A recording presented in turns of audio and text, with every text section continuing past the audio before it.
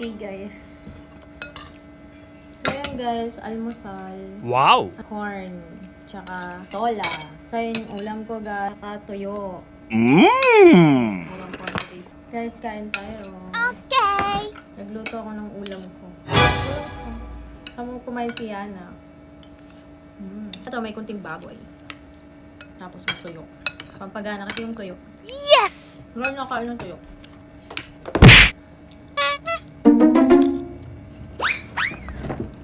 Yun. Sa mga hindi nakain ng tuyo, kumain na kayo ng tuyo. Yes. Kapag ng tuyo, hindi nyo aalatan yung ano nyo, yung sabaw, yung soup nyo. Yummy.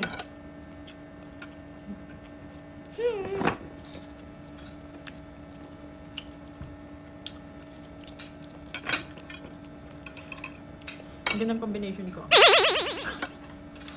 Ano to tawag nito? Pares kutsara. Ah?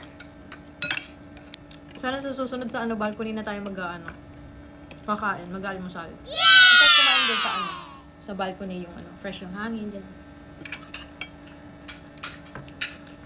Yung mga halaman. Wow. Nasisinaga ng araw. Hindi tayo nasisinaga ng araw eh. Yes. Meron tayong vampire. Para tayong vampire. Parang gusto ko magkamay.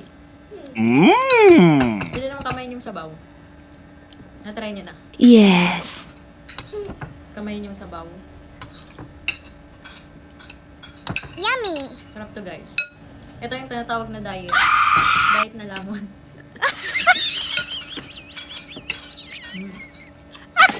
Diba? Mas masarap kumain ng kamay.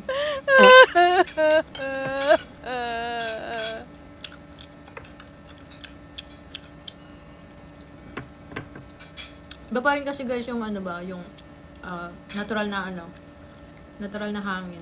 Yung pagising mo, mas sinagin ka ng araw, hindi ka ganyan. Kulog kasi yung kwarto namin. Yung kwarto namin parang na. Kwarto na sala pa. Ganun. Woo!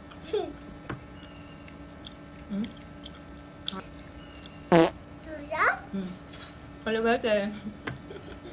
Sana sa mga kaliwete. Ayun. Iba kasi kumain yung mga kaliwete, guys. What? Diba? Masarap kumain yung mga kaliwete. Cherry! Mmm! Yung kaso lahat ng daliri, gano'n. Sarap na tuyo. Oh, sarap na tuyo. Oh, sarap na tuyo.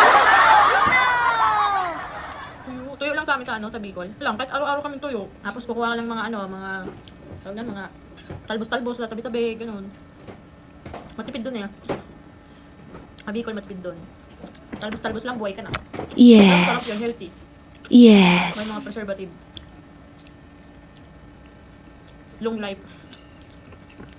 Long life yung mga kumakain sa mga walang pampalasa. Lalagay mo lang yung talbos, tapos bili ka ng tuyo, ayun. Ang sarap na yung almusal. Guys, hindi pa nga pala tapos tong yung hair. Hindi ko na bin-vlog yung hair, yung paggawa ko ng hair. Hindi ko na nabidyoan kasi yung ibang. Mahaba kasi yung proseso. Mahaba-habang proseso kasi nangyari sa hair ko, so hindi ko na siya i-vlog. Balik vlogging daw, balik vlogging. Grabe kasi guys, di ba? Kasi guys, itong kwartong to, itong bahay na to, parang naka-comfort zone siya. Comfort zone, parang gusto mo na lang mahiga kasi nakakawalang gana, gano'n. Imagine mo maghapon aircon. Tapos madilim, men. Ganito ka dilim. Talagang aantukin ka, maghapon ka talaga mag-aantukin ka. Maghahanap ka talaga ng higaan. Nakaupo ka lang dyan, higa na, gano'n. Pero kung yung maaliwalas, diba? Yung paglabas mo may may matatambayan, gano'n. Doon masarap mag-vlog, so gano'n. Makakakilos ka ng maaliwalas. Guys, visit niyo yung TikTok ko kasi marami tayong paninda. Nagtitinda yung lola nyo. Guys, kita niyo yung hair ko. Di ba tayo talaga yung kulay nakita sa camera, di ba? Parang ulo ko lang yung may kulay. Yung TikTok ko kasi marami dyan paninda yung mga gustuhan nyo. Kami magustuhan kayo, yung matipuan kayo dyan. Check out nyo agad, gano'n. Diba? Tuyo lang. Tuyo, sardinas, yun yung masarap kainin.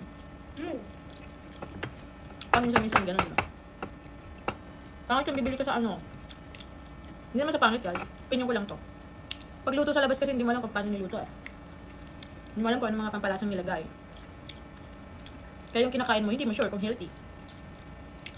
Pwede kang magluto sa bahay ng masarap. Hindi kami mahilig sa delivery, ganun. Food delivery, hindi kami mahilig sa food delivery. Minsan-minsan, kumakain sa labas, ganun.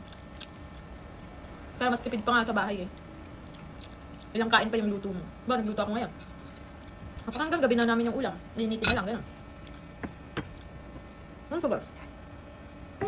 Tapos, kinukuntihan ko lang ng rice, more on ulam yung kinakain ko. Ganun pag diet. May nakikisalo sa ating langaw. Kalawete yarn. Guys, nag-start na pala ako mag-workout. Liliguan ko kasi yung hair ko. Sa pagkaligo nito, pwede ulit ako mag-workout. Naka-first day na ako. Grabe ang lala ng first day, tapos 1 year pahinga. Wow! Diba ka? Relate yan. Relate mo nga ano dyan. First day, tapos 1 year pahinga. Diba? Saan ka? Bilbil is waving. Bye guys!